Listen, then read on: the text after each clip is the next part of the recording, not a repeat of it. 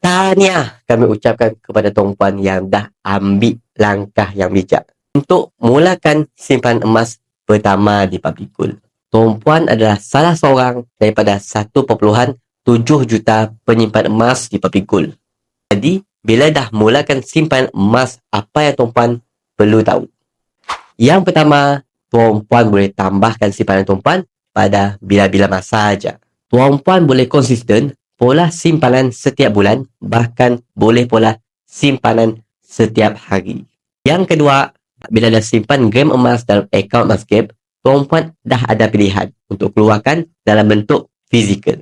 Nasihat kami, tuan-puan boleh keluarkan item emas yang kecil seperti 1 dinar ataupun 5 gram sebagai permulaan. Lepas ya, barulah tuan-puan lebih bersemangat untuk tambahkan lebih banyak simpanan emas dan keluarkan item emas yang lebih besar.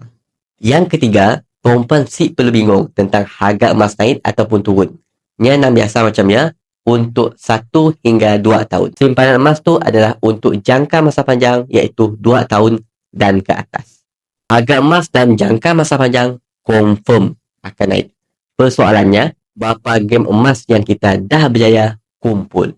Yang keempat, pastikan tuan-puan dah set target dan matlamat dalam simpan emas tu. Sebagai contoh, nak berkahwin, kumpul sampai 100 gram emas untuk dijadikan sebagai dana perkahwinan. Sebenarnya, matlamat kita tu akan lebih mudah tercapai mun kita simpan dalam bentuk emas.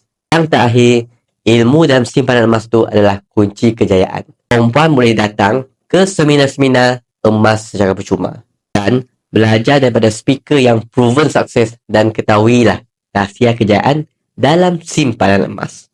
Pesan mentor kami, bukan emas yang menyebabkan kita kaya, tapi ilmu emas ialah yang menjadikan kita kaya. Tuan-puan boleh juga baca buku hasil tulisan mentor kami, iaitu Tuan Muhammad Zulkifli Syafi'i, yang boleh tuan-puan dapatkan di kedai-kedai buku di seluruh Malaysia. Tetapi, bagi tuan-puan yang belum lagi mulakan simpanan emas di Public Gold, tuan-puan boleh follow kami. Lepas saya isikan detail di back bio di bawah. InsyaAllah kami akan bantu tuan-puan dengan sebaiknya.